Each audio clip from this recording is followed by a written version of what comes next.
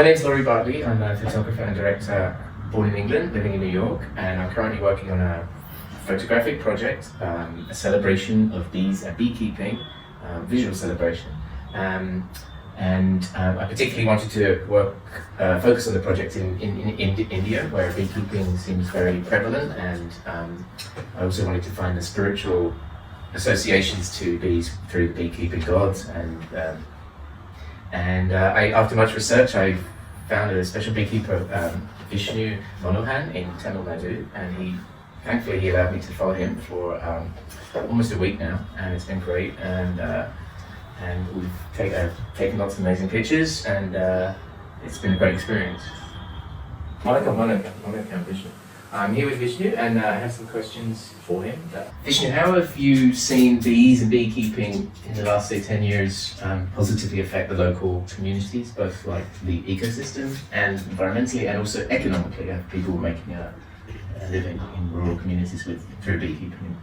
For the past 10 years, government has given lots of importance to beekeeping by giving training, distributing beehives to the farmers and people. Really, there were a lot of changes. These people are now aware of honeybees. They are very important for environment, for pollination, and particularly cross-pollination. Many scientists have found that bees produce with yield is 10% higher than usual if there is beehive in their farm. So economically, beekeeping is very useful. People can sell honey and also honeybee. Both they can sell. Even honeybee products like honey, pollen, they can collect pollen for consumption, and bee wax, they extract bee wax so that they can produce candle, cosmetics like soap, lipstick, ointment, facial cream, varnish. Some of them extract venom and they export for medicine. Venom is very good for, even I have got more than 2,000 tons. So do they take the venom because some people have a very bad reaction, or? Yeah, very few of them have a bad reaction, but most of our bodies will accept venom. And the royal jelly, especially royal jelly, is very healthy, produced from the bees. The honeybees feed royal jelly to the young ones and also queen. So royal jelly is also very important food, medicinal food for human also. So royal jelly is per kg of royal jelly is 1 lakh rupees. So environmentally, if you see, bee pollinate not only in our farm, but also it goes to other farms. So it pollinates all type of plants which requires bee pollination. Totally there are 20,000 varieties of bees throughout the world. So in India there are about 750 varieties. In Tamil Nadu alone, about 200 varieties are there. That was my next question. I was going to ask, what is your favorite variety of bees? My favorite variety is Indian bee, because Indian bee in our temperature, in our climatic condition, they usually adapt to live. Even if you keep it under sunlight, very hot sunlight, they can adapt. They can manage to live, and they locally pollinate all local indigenous variety of plants. So different varieties of honey also I can harvest. So Indian bee I like very much. And is there a particular variety of bee that you haven't kept or worked with, maybe because they're not present in India currently, or ever been, or is there a more rare kind of variety? Actually, recently scientists found one variety in India. It's indigenous variety only. Its name is Apis caranjolium. The queen looks black in color. It's hill-raised bees. They live in hills. Almost all type of varieties have come here. Even Italian bee have been imported from Europe. So Indian varieties or 4 varieties are already there, but European varieties have been imported. They are already imported and it's already there. So there's no new varieties to be imported. Already there, which gives honey. What do you think is the biggest threat to bees' survival here in India? Biggest threat is I always, wherever I go, I give awareness to the people that pesticides, spraying pesticides, herbicides in the farm, and using chemical fertilizer is the biggest threat to.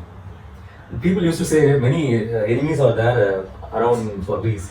for a beekeeper like me, there are a lot of enemies. Like for example, garden lizard, hornets, and lizards, ants.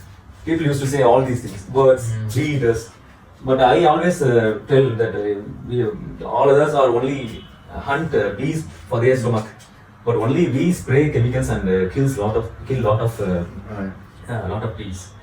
So I think the biggest threat is the chemical fertilizer and pesticides and herbicides. Not other animals are biggest threat. Only the humans are the biggest threat because they are using chemicals.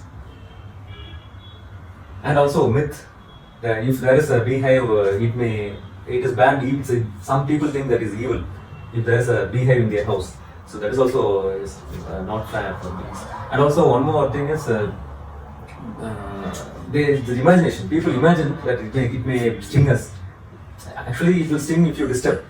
But people think it will sting if there is a high beehive. It will sting children or people. So they wanted them to be killed. That is what. The humans are the biggest threat to bees, mostly through pesticides and things. But say maybe in the last 10 years, what's been the most positive thing that's come about to help the survival of the bees moving forwards? Was there? Yes, nowadays people are very aware that bees are very important living being in this year. So people are giving importance for making forest and planting trees, and even government have given very importance to bees, supplying beehives to the farmers and bringing awareness to the farmers to convert them into organic or natural agriculture. They are spending a lot of money for the natural agriculture. And that's because it helps support local communities economically as well. Economically as well. What are the main varieties of bees that are present in modern day India? There are four varieties that gives honey. There are two varieties of honey totally. One is solitary bee, another is social bee. Solitary bee is economically important because they are not directly, indirectly they are very important. They pollinate many other plants like, for example, tooth dal is pollinated by a leaf cutter bee. And Tudu, there is a medicinal plant, we use it for fever. I forgot the English name I forgot. And that particular plant is pollinated by blue-banded bee. So those are solitary bee. And one more other variety is social bee. Social bee is a very important pollinator for many other crops which we eat.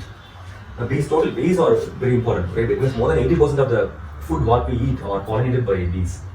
So social bee, there are four types which gives honey, pollen, propolis, wax, royal jelly, venom, all are given by bees, these bees only.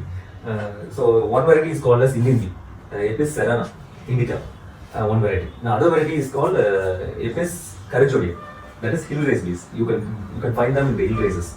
Another variety is rock bee, which build very huge hive, and they are a bit aggressive, but still they produce lots of honey.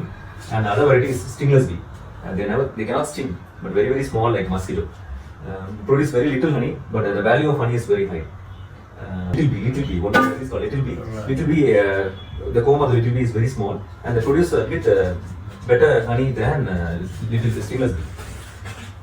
You mentioned that one variety was social bee, but all bees seem social, very social by nature in the hives. Is there a bee species that is antisocial, that kind of prefer to be alone, that aren't so much about the hive and this large population? Some bees, you're asking, some bees are antisocial. Any other bees? Yeah. They're antisocial. No bees are antisocial. Okay. They are really environmental friendly, and also they produce more, and also going as a food for many other living creatures like birds, insects, reptiles. So two living organisms, I can see they produce more offsprings.